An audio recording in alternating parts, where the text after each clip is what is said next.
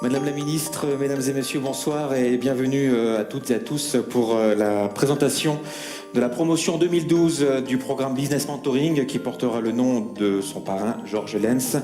Une soirée qui sera placée sous le signe bien sûr de la transmission des savoirs, des succès et des enseignements du mentorat. Ça y est, les festivités sont lancées en ce 28 novembre 2012 pour célébrer une nouvelle session de Business Mentoring à la Chambre de commerce du Luxembourg. Les petites et moyennes entreprises luxembourgeoises restent malgré la crise le premier moteur de l'économie de notre pays. Il n'en demeure pas moins qu'une très petite entreprise sur deux ne passe pas le cap des 5 ans, élément qui trouve en partie son origine dans un manque. J'ai pu constater qu'en fait, beaucoup de jeunes dans le sens inexpérimentés, avaient pour la plupart d'entre eux aucune connaissance du marché luxembourgeois, et puis étaient avant tout des chimistes, des techniciens, des ingénieurs, mais pas des gestionnaires d'entreprise. Le business mentoring tente de répondre à ce manque. Au travers d'un échange d'expériences, le mentor, homme d'affaires expérimenté, va accompagner le menti pour affronter les défis d'un monde qu'il maîtrise encore mal. Mais en principe, on va essayer de questionner dans le genre comment tu vois tes comptes, comment tu vois tes clients, comment tu penses te positionner sur le marché avec un produit X dans le futur, comment tu te vois dans un an, quelles sont les idées que tu veux réaliser. Au Québec, les statistiques ont su prouver que les jeunes entrepreneurs accompagnés doublaient leurs chances de survie. Mais pour y arriver, établir une relation de confiance, c'est la clé. Ici, on n'accompagne pas l'entreprise, on accompagne la personne. C'est donc une relation ouverte qui va se mettre en place. Il n'y a pas de tabou dans la relation et ça permet ainsi effectivement au mentoré parfois de dévoiler les faiblesses qu'il a et qu'il cache. Et quand il dévoile ses faiblesses, on peut l'aider à les combler, ces faiblesses. Quelques heures avant l'événement, nos mentis ont pu s'adonner à l'expérience du speed mentoring, séance durant laquelle ils disposent de 15 minutes pour rencontrer 3 à 4 mentors du réseau, leur présenter leur entreprise, leur parcours et leur motivation. C'est une expérience enrichissante après laquelle un menti est laissé pas tout à fait comme avant le début de celle-ci. Quand on est jeune entrepreneur, on est normalement largement expérimenté dans notre métier initial. Par contre, on n'a pas appris à devenir chef d'entreprise.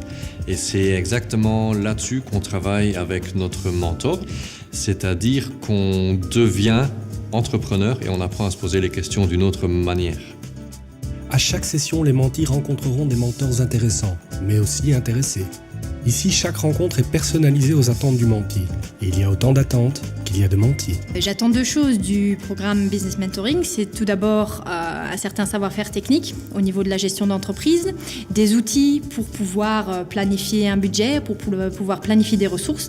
Mais j'en attends aussi des éléments au niveau personnel. Comment gérer travail et famille, comment organiser efficacement son temps de travail, parce que finalement, une journée n'a que 24 heures et pour un entrepreneur, généralement, c'est pas suffisant. Retour à notre événement où Madame Eto Gache, la ministre luxembourgeoise des classes moyennes et du tourisme, vient apporter son soutien à l'initiative, mais également mettre en évidence que le business mentoring peut répondre à d'autres défis au Luxembourg. On peut se servir du business mentoring pour parler également du problème de la reprise, parce qu'il faut savoir qu'il y a des milliers d'entreprises qui, d'ici 10 ans, vont rechercher un repreneur. Donc, il est vraiment important de parler également de cela. Parce que si on reprend une entreprise, je parle d'une entreprise qui est saine, ça apporte également des avantages. On a un know-how qu'on reprend, on a une clientèle, on a des salariés qui savent comment ça se passe au sein de l'entreprise. Le cru 2012 des mentis est cette année parrainé par l'homme d'affaires chevronné et passionné Georges Lenz, qui a profité de son intervention pour nous rappeler que les conditions dans lesquelles les entrepreneurs devaient se lancer il y a quelques années ne mettaient pas l'accent sur la transmission de savoir, ce qui lui avait rendu la tâche difficile, mais lui avait également permis de découvrir les qualités nécessaires à un entrepreneur pour affronter les défis qui l'attendent. Il faut avoir un certain courage de se dévoiler. Mais c'est pas toujours si simple. Vous savez, on est quand même un peu une certaine pudeur. Deuxième point, il faut la persévérance. Je crois qu'il ne faut pas avoir abandonné au premier problème, au premier souci. Et troisièmement, je crois qu'il faut de l'amour.